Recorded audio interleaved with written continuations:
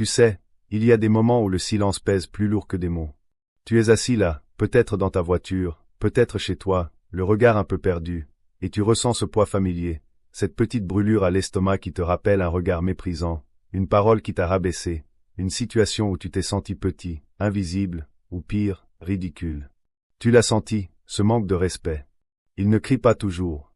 Parfois, c'est un sourcil levé, un soupir impatient, une interruption quand tu parles, une promesse qui s'évapore sans explication, un rire qui n'était pas tout à fait complice. C'est cet ami qui, systématiquement, arrive une heure en retard à vos rendez-vous, comme si ton temps valait moins que le sien. C'est ce collègue qui présente ton idée en réunion en omettant ton nom. C'est ce membre de la famille qui te fait sans cesse des remarques sur ta vie, déguisées en conseils. On te dit de lâcher prise, de ne pas y prêter attention, que ce n'est pas grave. Mais au fond de toi, ça gronde. Parce que tu le sais, accepter cela, c'est accepter une version amoindrie de toi-même. Et aujourd'hui, nous allons parler de ça. Pas de vengeance aveugle, pas de colère destructrice, mais de quelque chose de bien plus profond, la décision intérieure, calme et inébranlable, de ne plus jamais permettre à quiconque de te piétiner. De comprendre, vraiment, comment écraser, non pas la personne, mais le mécanisme même du manque de respect qu'elle t'envoie. C'est un voyage, un long chemin de lucidité. Et si tu es prêt à le parcourir, à vraiment écouter jusqu'au bout, alors installe-toi. Ce que nous allons explorer ensemble pourrait changer la façon dont tu te perçois dans le regard des autres. Si cette conversation résonne en toi, pense à t'abonner et à activer la cloche. Parce que ce n'est que le début d'une série de réflexions pour reprendre le contrôle de ton récit. Et surtout, reste jusqu'à la fin. Partage tes pensées en commentaire plus tard. Parce que ta voix, finalement, c'est par là que tout commence. Imagine une scène, toute simple. Tu es à une table, avec des gens. Autour de toi, les conversations vont et viennent. Tu as une idée, une opinion, quelque chose à partager. Tu prends ton courage à deux mains, et tu lances, doucement. Et là, c'est comme si tu n'avais rien dit. Le regard des autres passe à travers toi, la conversation continue sur un autre sujet, comme si tu n'existais pas. À cet instant, que se passe-t-il en toi? Il y a une première vague de chaleur, une confusion. Et puis, presque immédiatement, une petite voix intérieure qui commence à négocier. Ce n'était probablement pas intéressant. Ils ne m'ont sans doute pas entendu. Je vais faire comme si de rien n'était pour ne pas créer de gêne. Cette voix, c'est le commencement de la soumission. C'est la porte qui s'entr'ouvre pour laisser entrer le manque de respect. Parce que le respect, ce n'est pas une émotion que les autres ont pour toi par magie. C'est un territoire que tu délimites par ton comportement. Et le premier comportement, c'est de refuser d'invisibiliser ta propre voix, même intérieurement. On parle souvent de Machiavel comme du penseur des princes et des stratégies de pouvoir. Mais au fond, son œuvre la plus célèbre, Le Prince, est un traité d'une lucidité glaçante sur la nature humaine en société. Il ne juge pas, il observe. Et ce qu'il observe, c'est que les hommes sont mus par l'intérêt, la peur, l'appétit, et une tendance naturelle à tester les limites des autres. Il ne dit pas que c'est bien ou mal. Il dit que c'est, comme on constate que l'eau mouille. Dans cette jungle sociale, attendre que les autres te respectent par gentillesse innée ou par principe moral, c'est, pour utiliser une image, attendre qu'un lion devienne végétarien par empathie. Ce n'est pas dans sa nature. Le respect, dans la vision machiavélienne, mais aussi dans une vision simplement réaliste du monde, est une monnaie. Une monnaie que les autres te donnent lorsqu'ils estiment que le coût de te manquer de respect est trop élevé pour eux. Le coût peut être émotionnel, tu leur inspires une forme de crainte, non pas une peur terrifiante, mais une appréhension de tes réactions, une incertitude sur ce que tu pourrais faire. Le coût peut être social, tu as construit une image si solide, si cohérente, que te rabaisser reviendrait, aux yeux des autres, à se rabaisser eux-mêmes. Le coût peut être pratique, tu rends un service, tu as une compétence, tu détiens une parcelle d'autorité qu'ils ne veulent pas perdre. Mais dans tous les cas, le respect est le produit d'un calcul. Un calcul que les autres font, souvent inconsciemment, en une fraction de seconde, lorsqu'ils interagissent avec toi.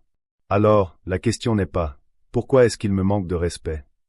La question, bien plus puissante, est « Quel calcul ai-je rendu possible, par mon attitude, qui a conduit l'autre à conclure qu'il pouvait se permettre de me manquer de respect sans payer un prix suffisant ?» C'est une question difficile. Elle retire le confort de la plainte. Elle te replace au centre de ta propre responsabilité.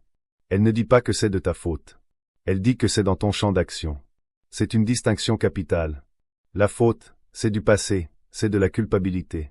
Le champ d'action, c'est l'avenir, c'est du pouvoir. Le pouvoir de changer le calcul. Prenons un exemple concret, de tous les jours. Tu as un projet, un rêve. Tu en parles à quelqu'un. Et cette personne, avec un petit sourire condescendant, te dit « Oh, c'est ambitieux ça. Tu es sûr? Avec ton parcours, tu crois que c'est réaliste ?» Cette phrase, elle est chargée. C'est un déguisement. Elle se présente comme un conseil, comme une préoccupation. Mais son effet, c'est de jeter un doute sur tes capacités, de te rappeler tes limites présumées, de te remettre à une place qu'elle estime être la tienne. Si tu réponds par une justification, par un « mais si, je pense que je peux y arriver parce que… » tu entres dans son jeu. Tu acceptes le cadre qu'elle a posé, celui où tes capacités sont sujettes à débat. Tu la reconnais comme juge. Le calcul, pour elle, est simple. Le coût de te manquer de respect est faible, car ta réaction est prévisible.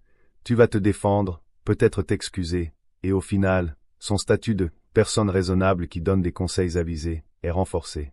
Maintenant, imagine une autre réponse. Un silence d'abord. Un regard calme qui la regarde, sans hostilité, mais sans baisser les yeux. Et puis, simplement, c'est intéressant que tu vois les choses comme ça. Et tu changes de sujet. Ou tu approfondis, mais sur un autre aspect. Tu ne défends pas ton projet. Tu ne l'attaques pas non plus. Tu désamorces complètement le cadre du jugement. Soudain, le calcul change. Tu n'as pas joué le rôle prévu. Tu n'as pas cherché son approbation. Tu as montré que ces mots n'avaient pas le pouvoir de te faire douter, ou en tout cas, que tu ne lui donnais pas le pouvoir de voir ce doute. Le coût de son remarque vient d'augmenter. Elle se sent peut-être un peu stupide, ou du moins, elle ne reçoit pas la validation de son conseil. La prochaine fois, elle y réfléchira à 2 fois. Ce n'est pas de la manipulation. C'est de la communication claire. Tu communiques, par ton calme et ton détachement, que son jugement n'est pas une monnaie d'échange que tu acceptes. C'est là que les anciens stoïciens, comme Épictète ou Marc Aurèle, rejoignent cette idée de façon magnifique. Ils disaient, en substance, ce qui te trouble, ce n'est pas l'événement, mais le jugement que tu portes sur l'événement. L'insulte, en elle-même, n'est que du vent. Des sons. Ce qui la transforme en blessure, c'est ton assentiment intérieur. Ton accord secret avec ce que l'insulte sous-entend. Si quelqu'un te traite d'incompétent, et que toi, au fond de toi, crains secrètement de l'être, alors la flèche trouve sa cible et s'enfonce. Mais si ta certitude intérieure sur ta valeur, sur tes compétences, est solide, alors ces mots passent à côté. Ils ne rencontrent rien. Ils tombent. Écraser ceux qui te manquent de respect commence donc par un travail intérieur, un travail de forteresse. Il s'agit de rendre ta citadelle intérieure si imprenable, si paisible et assurée, que les projectiles des autres n'y font plus que des bruits lointains. Machiavel, d'un point de vue plus extérieur, parlerait de la réputation de cette forteresse. Il est important non seulement qu'elle soit forte, mais que tout le monde sache qu'elle est forte. Que ta réputation de personne calme, centrée, et qui ne réagit pas aux petites provocations, te précède. Cela dissuade les attaques bien avant qu'elles n'aient lieu. Mais comment construire cette forteresse quand on a passé des années, peut-être toute une vie, à laisser les autres y faire des brèches? Ça commence par de toutes petites choses. Des micro-décisions. Par exemple, arrêter de sourire nerveusement quand on te dit quelque chose de déplaisant. Ce sourire, c'est un réflexe de soumission. C'est un signal ancestral qui dit « pas de menace, je suis ami ». Sauf que dans un contexte social, il dit « c'est ok, tu peux continuer, je n'ose pas contredire ». Apprends à maîtriser ton visage. À laisser ton expression être neutre, réfléchie, quand on t'adresse une pique. Ce simple changement physiologique modifie ton état intérieur. Tu ne joues plus le jeu de la pacification à tout prix. Tu te donnes le temps de réfléchir à la réponse, ou de choisir de ne pas répondre. Un autre pilier, ta parole. Combien de fois as-tu dit « désolé » pour des choses qui ne sont pas de ta faute? Désolé, est-ce que je peux te poser une question? Désolé de te déranger. Chaque « désolé » injustifié est une petite dévaluation de ton propre espace, de ton droit d'exister et d'interagir. Remplace-les par des « merci ». Merci de prendre le temps de m'écouter. Je te remercie pour ton aide. La gratitude affirme une valeur, les excuses injustifiées supposent une faute. Parlons maintenant de la colère. Parce que quand on parle d'écraser le manque de respect, beaucoup imaginent une réaction violente, une colère explosive qui rétablit l'ordre. C'est une illusion dangereuse. La colère, surtout quand elle est impulsive, est l'arme préférée de ceux qui veulent te manquer de respect. Pourquoi? Parce qu'elle est prévisible. Parce qu'elle te montre vulnérable. Parce qu'elle prouve que leurs mots ont touché un point sensible. Et surtout, parce qu'elle te fait perdre le contrôle. Et celui qui perd le contrôle dans une interaction sociale, perd l'autorité. Machiavel, encore une fois, est d'une clarté implacable là-dessus. Il conseille à un prince, s'il doit être craint, de l'être de manière froide et calculée, jamais par des caprices de colère. La colère erratique rend imprévisible dans le mauvais sens du terme. On ne peut pas compter sur toi, on te croit faible, gouverné par tes passions. La crainte que tu dois inspirer, et on peut remplacer crainte par respect sérieux, doit venir d'une constance, d'une fermeté calme et prévisible. Si quelqu'un transgresse une limite, ta réaction doit être comme la chute d'un couperet, immédiate, nette, proportionnée, et sans fureur. C'est bien plus impressionnant. C'est bien plus dissuasif. Imagine un parent qui crie tout le temps sur ses enfants. Les enfants finissent par s'habituer au bruit. Le cri devient un bruit de fond. Maintenant, imagine un parent qui, d'ordinaire calme et aimant, baisse soudain la voix, arrête de sourire, et dit une seule phrase, d'un ton plat et grave. L'effet est électrique. C'est le même principe. Ton calme est ton autorité. Ta colère, maîtrisée et canalisée en action délibérée, est une arme. Ta colère explosive est une faiblesse que l'autre peut exploiter. Et puis, il y a l'art de l'image. Nous vivons dans un monde d'images. Pas seulement sur les réseaux sociaux. Je parle de l'image que tu projettes physiquement, par ta posture, ton regard, ta façon de t'habiller, de marcher, d'occuper l'espace. On aime croire que l'apparence n'est que superficielle, qu'elle ne compte pas. C'est un vœu pieux. Les humains sont des animaux visuels. Nous jugeons en une fraction de seconde. C'est un héritage de survie. L'apparence communique un statut. Un homme qui marche les épaules voûtées, le regard fuyant, les mains dans les poches, communique une chose. Je ne veux pas prendre de place. Je ne suis pas une menace. Cela peut sembler injuste, mais c'est une invitation inconsciente pour les personnalités dominatrices à prendre l'espace que tu leur cèdes. Travaille ton apparence non pas pour mentir, mais pour aligner ton extérieur sur la dignité que tu souhaites cultiver intérieurement. Tiens-toi droit. Regarde les gens dans les yeux quand tu leur parles, et quand ils te parlent. Parle un peu plus lentement. Laisse des silences. Occupe l'espace physique sans agression, mais avec assurance. Ces signaux non-verbaux changent la perception que les autres ont de toi, et, en retour, changent la perception que tu as de toi-même. C'est une boucle vertueuse. Machiavel dirait que le prince doit être attentif à ses semblants, à ses apparences. Parce que le peuple et dans notre cas, les gens autour de toi jugent d'abord par ce qu'ils voient. Une apparence de force, de calme et de contrôle contribue grandement à la réalité de ce contrôle. Mais attention. Tout cela ne veut pas dire devenir dur, froid, insensible. Ce n'est pas ça. La vraie force n'exclut pas la gentillesse. Elle l'inclut, mais une gentillesse choisie, non une gentillesse par défaut, par peur du conflit. Tu peux être généreux, à l'écoute, empathique. Mais tu dois le faire à partir d'une position de force intérieure, pas à partir d'une position de supplication ou de recherche d'approbation. La différence est palpable. Quand tu es fort, ta gentillesse est un cadeau, apprécié comme tel. Quand tu es faible, ta gentillesse est perçue comme une soumission, souvent exploitée. C'est une triste vérité humaine. Pense à l'animal le plus puissant de la savane. Il peut se permettre d'ignorer les chacals qui jappent autour de lui. Il n'a pas besoin de leur prouver sa force à chaque instant. Sa simple présence suffit. Tu dois aspirer à ça. À une telle quiétude dans ta propre force que les petites insolences du quotidien ne méritent même plus une réaction, juste un léger détachement, un presque ennui. Parfois, la manière la plus définitive d'écraser un manque de respect, c'est de montrer qu'il est tellement en dessous de toi qu'il ne mérite même pas une attention soutenue. Cela nous amène à un point crucial, la sélection de ton entourage. Tu ne peux pas, et tu ne dois pas, chercher le respect de tout le monde. Certaines personnes sont structurellement incapables de respect. Leur estime d'elles-mêmes est si basse, ou leur besoin de domination si élevé, qu'elles ne peuvent se construire qu'en rabaissant les autres. Passer du temps à vouloir gagner, leur respect est une énergie gaspillée. C'est comme vouloir remplir un seau percé. La stratégie la plus intelligente, souvent, est la désertion. Tu retires ta présence, ton attention, ton énergie. Tu te retires du jeu. Pour ces personnes, ton attention est une récompense. La leur retirer est une conséquence bien plus lourde que n'importe quelle dispute. Tu ne changes pas de travail pour un collègue toxique? Peut-être, mais tu peux changer de service, limiter les interactions au strict professionnel, refuser les invitations à déjeuner. Tu ne peux pas couper les liens avec un membre de famille toxique. Tu peux réduire la fréquence et la durée des contacts, et mettre des barrières émotionnelles infranchissables. Tu deviens comme un fantôme pour eux, présent physiquement peut-être, mais insaisissable sur le plan émotionnel. Ils ne peuvent plus te piquer, car tu n'es plus vraiment là. Cette stratégie du retrait stratégique est une forme d'écrasement silencieux. Elle ne fait pas de bruit. Elle ne donne pas de spectacle. Mais elle est mortifère pour le besoin de domination de l'autre. Parce qu'un dominateur a besoin d'un dominé. S'il n'y a plus de dominé, il n'y a plus de jeu. Et puis, il faut comprendre la dynamique des groupes. Souvent, le manque de respect surgit ou s'amplifie en public. Parce que le manque de respect est un spectacle. Celui qui te rabaisse cherche souvent un public pour valider son acte. Il veut montrer aux autres qu'il a un ascendant sur toi. Dans ces moments, ta réaction est scrutée, non seulement par lui, mais par tout le groupe. Le groupe, instinctivement, se range du côté de celui qui semble le plus fort, le plus sûr de lui. C'est une loi primitive de la meute. Si tu rougis, bredouilles, ou réponds par une agressivité maladroite, le groupe validera silencieusement l'agresseur. Il a gagné.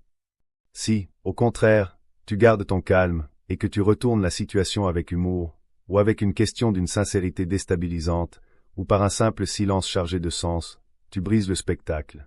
L'agresseur se retrouve seul sur scène, à faire un numéro qui ne fait plus rire personne. Une technique puissante est de demander, calmement, « Pourquoi dis-tu cela ?» ou « Qu'est-ce que tu souhaites accomplir en disant ça ?»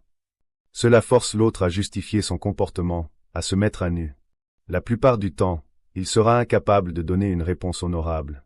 Il bafouillera, se ridiculisera lui-même. Le groupe verra alors sa faiblesse. Le pouvoir bascule. C'est une manière d'écraser le mécanisme en exposant sa petitesse. Tout au long de ce chemin, il est vital de cultiver une forme de fierté saine. Pas une fierté arrogante, gonflée, qui s'offense pour un rien. Mais une fierté tranquille, celle qui vient du fait de savoir qui tu es, ce que tu vaux, quelles sont tes limites et tes principes. Cette fierté est une boussole. Elle te dit quand une ligne a été franchie. Sans elle, tu navigues à vue, au gré des attentes et des humeurs des autres. Comment la cultiver? En tenant tes promesses, surtout celles que tu te fais à toi-même. En t'engageant dans des projets qui te tiennent à cœur et en les menant à bien, même modestement. En prenant soin de ton corps, de ton esprit, de ton espace de vie. Chaque acte d'autorespect, aussi petit soit-il, renforce cette fierté intérieure. Et cette fierté devient une aura que les autres perçoivent. Ils sentent que tu as un noyau dur. Et on ne tape pas sur un noyau dur, on risque de se faire mal. On tape sur ce qui est mou, ce qui cède. Nous pourrions parler aussi de la voix. Le ton de ta voix est un territoire immense. Une voix qui tremble, qui est trop aiguë, qui finit chaque phrase en montant comme une question, communique le doute, la recherche de permission. Une voix posée, qui part du diaphragme, avec un débit modéré et des terminaisons nettes, communique l'assurance. Elle dit « Je sais ce que je dis ». Entraîne-toi à parler seul, à lire à voix haute. Apprivoise le son de ta propre voix dans le calme, pour qu'elle ne te trahisse pas dans la tempête. Et n'oublie jamais le pouvoir du « non ». Un « non » simple, sans justification interminable, est un mur. C'est la frontière la plus basique de ton territoire. Non, je ne peux pas faire ça. Un non, je ne suis pas d'accord. Un non, ce n'est pas acceptable. Chaque fois que tu dis un non, quand tu le penses, tu sculptes ton autonomie. Chaque fois que tu dis oui, par obligation sociale peureuse, tu l'érodes. Les gens qui manquent de respect sont des experts pour repérer ceux dont les non sont mous, négociables. Ils les poussent, petit à petit. Un non, ferme et précoce arrête l'invasion avant qu'elle ne commence. Bien sûr, il y aura des échecs. Des jours où tu seras fatigué, vulnérable, où tu laisseras passer une remarque et tu le regretteras amèrement ensuite. C'est normal. Ce n'est pas une raison pour tout abandonner. Le chemin n'est pas linéaire. L'important est de se relever. D'analyser, sans s'autoflageller, ce qui s'est passé. Pourquoi cette fois-ci ai-je cédé? Étais-je fatigué? Avais-je peur de perdre quelque chose? Cette analyse est de l'or. Elle te montre tes points de fragilité pour mieux les renforcer. Au fond, ce que nous construisons ici, c'est une souveraineté personnelle. Le royaume, c'est toi. Tes pensées, tes émotions, tes actions, ton temps, ton énergie. Un souverain sage protège ses frontières. Il ne laisse pas n'importe qui, ou n'importe quelle parole, pénétrer et ravager ses terres. Il fait comprendre, par sa fermeté et sa constance, qu'une incursion aura un coût. Cette souveraineté n'a rien à voir avec la domination sur les autres. Elle est la condition préalable à des relations saines. On ne peut rencontrer un autre souverain que si on l'est soi-même. Sinon, on est un vassal, un sujet, quelqu'un qui attend la permission de l'autre pour exister pleinement. Pense à ta vie comme à un récit. Tu en es l'auteur principal. Les personnages secondaires en famille, amis, collègues ont leur propre motivation, parfois contraires aux tiennes. Si tu les laisses écrire ton histoire, ils la rempliront de leurs propres ambitions, de leurs peurs, de leur mépris déguisé. Reprends la plume. Cela passe par des actes concrets. Commencer ce projet que tu remets toujours à plus tard, parce qu'un jour quelqu'un t'a dit que ce n'était pas pour toi. T'habiller d'une manière qui te plaît vraiment, et non d'une manière que tu penses acceptable, pour éviter les commentaires. Exprimer une préférence au restaurant, au cinéma, alors que d'habitude tu dis « comme vous voulez ». Ce sont des micro-révolutions. Chacune d'elles est un coup de plume sur le papier de ta vie, qui dit « ici, c'est moi qui décide ». Cette démarche n'est pas égoïste. C'est le contraire. Un ego faible, qui se soucie obsessivement du regard des autres, est centré sur les autres, en réalité. Il est en réaction permanente. Un ego fort, souverain, est centré sur ses propres valeurs et actions. Il est en action. Et de cette action peut jaillir une véritable générosité, une bienveillance active, car elle n'est plus un outil de quête d'amour, mais un choix libre. Alors, quand tu croiseras à nouveau ce regard méprisant, cette parole qui pique, cette attitude qui te réduit, souviens-toi. Tu n'es plus cet enfant qui cherche l'approbation. Tu n'es plus cette personne qui croyait que la gentillesse était une monnaie qui achetait automatiquement le respect. Tu es devenu l'architecte de ta propre citadelle. Tu connais les lois non écrites de la jungle sociale. Tu sais que le respect est une négociation permanente, une danse où tu dois mener parfois suivre, mais jamais te laisser piétiner. La prochaine fois, quand cela arrivera, respire. Juste une respiration profonde. Dans cette seconde d'oxygène, rappelle-toi tout ceci. Rappelle-toi que tu as le choix. Tu peux ignorer, avec un détachement qui est une forme de puissance. Tu peux questionner, avec une curiosité qui désarme. Tu peux affirmer, avec une calme fermeté qui ne laisse pas de place à la discussion. Tu peux partir, en montrant que ton temps et ta paix valent plus que ce jeu. Mais tu ne subis plus. Tu agis. Cela demande du courage, oui. Le courage de ne pas être aimé de tout le monde. Le courage de créer parfois de l'inconfort. Le courage de te faire respecter, même par ceux qui t'aiment, car parfois, ceux qui nous aiment sont ceux qui prennent le plus de liberté avec nos limites, persuadés que l'amour leur donne un passe-droit. Le plus grand respect, finalement, c'est celui que tu te portes à toi-même. Il devient un aimant. Il attire les personnes de valeur, celles qui fonctionnent sur le même registre. Il repousse, naturellement, sans que tu aies à lever le petit doigt, ceux qui ne voient les autres que comme des miroirs à flatter leur ego ou des paillassons pour essuyer leurs insécurités. Tu vas y arriver. Pas du jour au lendemain. Pas sans heurts. Mais pas à pas, souffle après souffle, non, après non, affirmation après affirmation. Tu vas reconstruire l'édifice.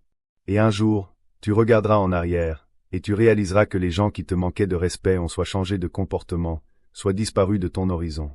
Et à leur place, il y aura un espace de paix, un espace où tu pourras enfin être toi-même, sans crainte, sans négociation constante. Un espace où tu n'auras plus besoin d'écraser qui que ce soit, parce que ta simple présence, calme et assurée, aura rendu l'acte de te manquer de respect complètement absurde, impensable. C'est là que tu veux aller. C'est vers cela que tu avances en ce moment même, en écoutant ces mots, en laissant ces idées prendre racine en toi. Le voyage est long, mais chaque pas te rapproche de la version la plus libre, la plus puissante et la plus paisible de toi-même. Une version qui n'a plus rien à prouver, mais tout à vivre. Alors, prends cette décision aujourd'hui. Pas demain. Aujourd'hui. Commence petit. Mais commence. Et observe comme le monde, lentement, se réajuste autour de la force nouvelle que tu dégages. Si cette conversation a résonné si profondément en toi, c'est qu'une partie de toi est déjà prête. Prête à cesser de courber l'échine. Prête à se tenir droit. Dans l'océan des contenus, si celui-ci t'a apporté une lueur, une direction, alors fais en sorte de ne pas la perdre. Abonne-toi à cette chaîne. Active la petite cloche. Comme ça, les prochaines étapes de ce chemin, les prochaines réflexions pour consolider ta forteresse intérieure, tu ne les manqueras pas. Partage cette vidéo à quelqu'un qui, comme toi avant, se sent peut-être invisible ou rabaissé. Ton partage peut être le déclic qui change une vie. Et surtout, écris en commentaire le mot « souverain » si tu t'engages, à partir de maintenant, à être le souverain de ton propre territoire.